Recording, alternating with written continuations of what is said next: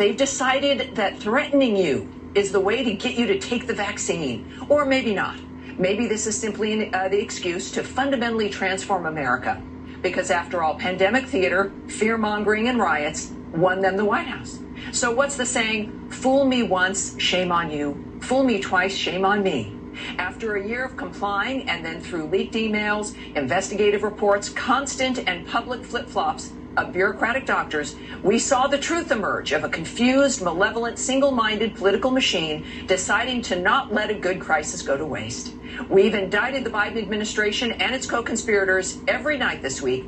Now here we are in a surreal twilight zone where the CDC is telling the vaccinated to mask up to protect the unvaccinated.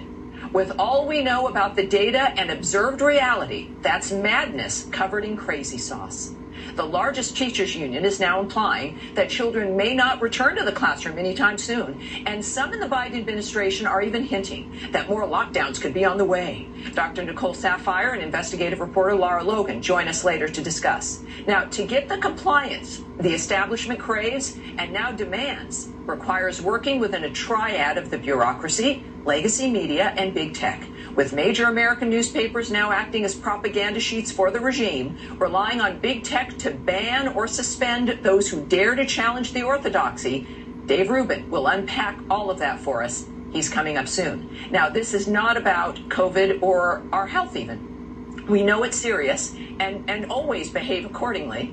This is about rejecting the exploitation of a health scare to expand political power while diminishing the lives of the average American. That would be us. Now, enough is enough. So where do we go from here? First, reject their premise on shutting down the economy, on shutting down schools, and on surrendering your life to the arbitrary proclamations of public health frauds. And it's not just COVID. This week, we have highlighted how Americans from all walks of life are standing up to corruption and standing up to power centers, from parents standing up to their local woke school boards, to citizen journalists shining a light on abuse and exploitation, to police officers fighting every day to make their communities more safe and secure, to community activists and whistleblowers daring to speak the truth in the name of exposing the malevolent ruling class. In the meantime, the ruling elite are relying on misdirection, changing their stories, outright lying, stripping away at our sovereignty and individuality, all for the sake of enriching themselves and trying to throw everything our way, hoping it'll crush us. It's shock and awe political theater. But, why now? Because they're afraid of you. They've realized the American sovereign is not in a coma, and we are engaged with our communities and our nation, as illustrated by the election of Donald Trump. We are embracing the best of American passion for our country and are refusing to look away as the smug, arrogant, and incompetent attempt to destroy our lives and the future. The open border allowing an unprecedented number of illegal aliens to enter the country and stay are considered by many to be future Democrat voters. But why not just take a shortcut? From the New York Times, quote, "There's no good reason you should have to be a citizen to vote." Well, that is the end game, you guys. A complete annihilation of our sovereignty, which means an end to the nation as we know it. Stephen Miller, America First legal founder and former senior advisor to President Trump, joins us and has a few things to say about that, as you might imagine. So tonight, I want you to remember that you are the boss, that you control your life, and that you, not the nanny state, knows what's best for you and your family. Don't let them gaslight you.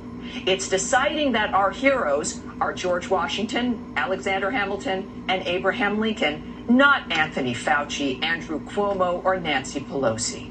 We are the majority, we have the common sense, and we know whatever scheme they cook up next will be for the benefit of a very few at the expense of the many. We want communities that are thriving, borders that are secure, neighborhoods that are safe, and people whose lives are valued. That is the America First agenda. We're for empowering the working class, respecting people enough to make their own decisions about what's best for their lives, and getting the government the hell out of our way. Courage is contagious, and the spirit of American exceptionalism is infectious. Now, moments ago, Joe Biden, or whoever is pulling the strings, warned of bringing back another dark winter. Listen to this. Mr. President, should Americans expect more violence against all probability.